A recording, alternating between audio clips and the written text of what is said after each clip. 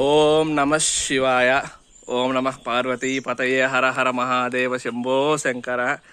So ఫైనల్గా కామాక్షమ్మ గుడికి వచ్చినాం. నిన్న కంచిపోయినాం. అమ్మ రాత్రి పిలిపించింది, రే తెల్లారి రండిరా ఒకసారి దర్శనం చేయండి అనింది. సరే నాకు ఎందుకులే పోదా పోయేది వద్దని లెక్కలో ఉన్నా సరే ఇంకా అమ్మ పిలిచినాక పోవాలనేసి వచ్చినాం. అమ్మ దర్శనం అయింది, అయి దర్శనం, రామలింగేశ్వర దర్శనం కూడా అయింది. అంతా బాగుంది. అన్ని చెట్లు చేస్తున్నాయి, దావంతా చెట్లు చేస్తున్నాయి, అటు ఇటు ఉన్నది. అమ్మవారు కూడా చాలా దిగులుగా ఉన్నది. మా మీద బెంగ పెట్టుకుందేమో. ఏం చేస్తాం మేము మాత్రం.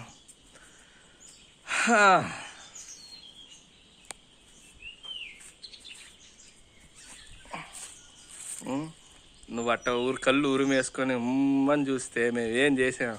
మేము మీ బిడ్డలు.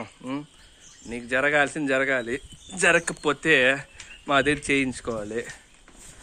అటు ఇటు కాకపోతే మేము మధ్యలో పెడితే మేము ఏం చేయగలుగుతాము చెప్పుమా.